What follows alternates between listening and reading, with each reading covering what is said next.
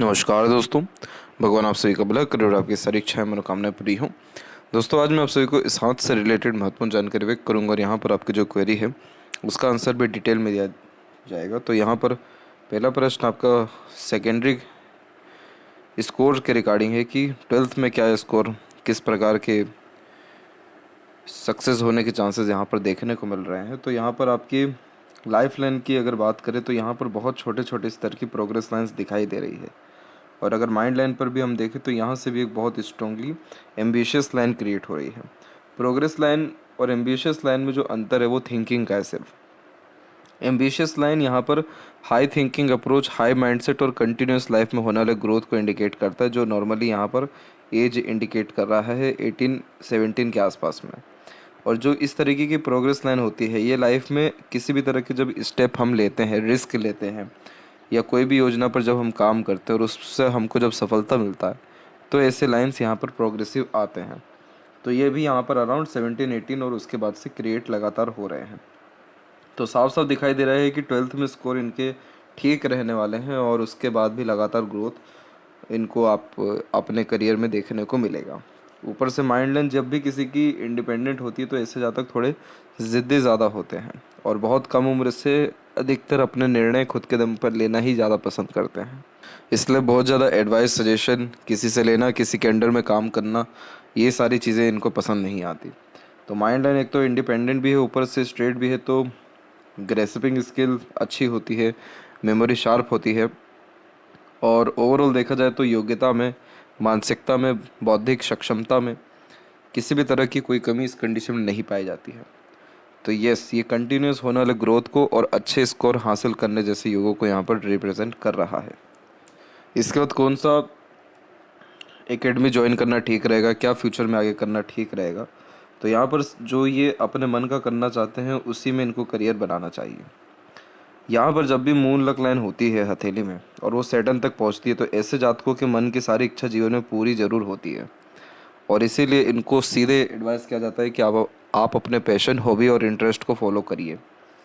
एक तो ये चीज़, दूसरा जन्म स्थान से दूर बहुत ज़्यादा ग्रोथ मिलता है, तो इसीलिए फॉरेन कनेक्शन होना, फॉरेन से अर्निंग होना या किसी बाहरी मुद्रा में पैसा आना, ये सारी चीज़ें इस प्रकार की भाग्य रेखा देती है, क्योंकि जो भाग्य है वो जन्म स्थान से दूर ही स्थापित होता है। अच्छा, तीसरा, इसमें बाहरी दुनिया लोगों का सहयोग बहुत अच्छा मिल पाता है, इसीलिए मैरिज के बाद भी लाइफ बहुत ज़्यादा फ्रूटफुल या बेनिफिशियल रिस्पॉन्ड करती है।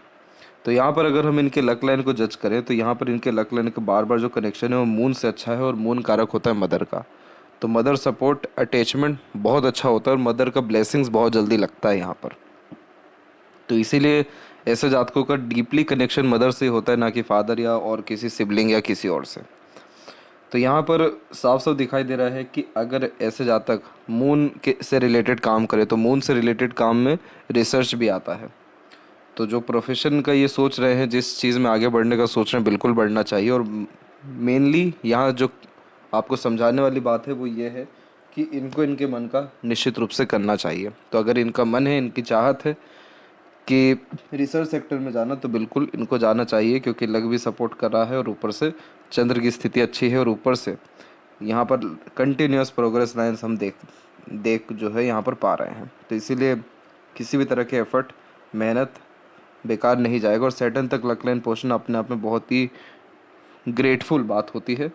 और ये यहाँ पर इंडिकेट करती है कि जो भी आपने डिज़ायर रखा है वो पूरा होगा, लाइफ में सेटिस्फेक्शन रहेगा, पैसा अच्छा आने वाला रहेगा।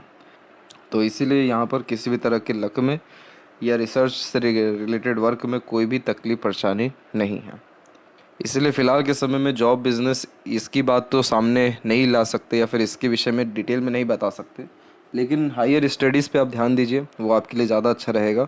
और साइंस बिल्कुल आपके लिए बहुत अच्छा रहने वाला है, क्योंकि सैटर्न की स्थिति अच्छी है। तो सैटर्न जब भी अच्छी स्थिति में होते हैं तो थोड़ी लेंदी स्टडी, डीप स्टडीज़ ऐसे जातक डेफिनेटली कर पाते हैं, या इसका अच्छा यूटिलाइजेशन कर पाने के कारण अच्छा खासा ग्रोथ इन सब सेक्टर में कर पाते हैं। जहाँ तक बात करें कि 19 की एज में कोई प्रॉब्लम आने वाला है, तो ऐसा कोई भी इंडिकेशन पाम में नहीं है। यहाँ पर क्या बात हो रहा है कि यहाँ पर जो लाइफ लाइन है वो डेफिनेटली अभी डिस्टर्ब है, और लाइफ लाइन जब भी डिस्टर्ब होता है तो फैमिली हेल्थ के रिगार्डिंग स्ट्रेस, ये लाइफ स्टाइल में ट्रबल डेफिनेटली आता है। लेकिन ऐसा कोई भी बहुत मेजर इशू जो एकदम ख़तरनाक लेवल का प्रॉब्लम दे जाए, ऐसा तो कोई भी इंडिकेशन नहीं है। वो इसलिए भी नहीं है क्योंकि इनके जो लाइफ लाइन के पीछे ये जो लाइन चल रही है, इसे गार्डियन एंजल लाइन कहते हैं। और जब भी ये किसी के भी हाथ में होता है तो उनको देवीय कृपा, ईश्वरीय कृपा होती है। तो इस कृपा में क्या रहता है कि अपनों का, दूसरों का, स्ट्रेंजर का, इवन यहाँ पर प्रकृति का भी सहयोग बहुत अच्छा मिल जाता है जब जब किसी भी तरह का जीवन में तकलीफ, परेशानी, कष्ट, दुख आता है। तो ये जो सहयोगी रेखा है मेनली तो पार्टनर को रिप्रेजेंट करता है, लेकिन इनके केस में आप देख सकते हैं कि बहुत स्ट्रांगली अवेलेबल है। एक तो ये साइन, और दूसरा जुपिटर पे स्क्वायर का साइन। तो ये जो स्क्वायर का साइन होता है ये कंफर्म करता है कि इनके बर्थ के बाद में घर परिवार में तरक्की, समृद्धि आया है, और इनका जो मैरिड लाइफ रहेगा वो भी बहुत अच्छा रहेगा। इनके जीवन में किसी भी तरह के रिसोर्सेज में या सुख सुविधा में कोई कमी नहीं रही है और आगे भी नहीं रहेगा। तो जुपिटर का जब ब्लेसिंग मिलता है तो किसी भी तरह का रोग, ऋण, शत्रु, घटना, दुर्घटना, ये सारी चीज़ें लाइफ में ख़त्म हो जाती हैं। तो इसीलिए इनका जुपिटर अच्छा है, इसीलिए ये टॉप पोजीशन एंड अथॉरिटीज़ को ऑन भी करेंगे, और प्रॉस्पेरिटी, प्रॉपर्टीज़, ये सारी चीज़ें भी बढ़ती रहेगी। तो ये दो इंडिकेशन बहुत स्ट्रॉन्ग है जो इनको हर तरह से बचाएंगे। बाकी किसी भी तरह से चिंता करने की कोई आवश्यकता नहीं है। वहीं लेफ्ट हैंड में भी देखें तो माइंड लाइन यहाँ पर भी इंडिपेंडेंट है। तो high thinking approach, high mindset और एक्सट्रीम एम्बिशियस नेचर ये देता है।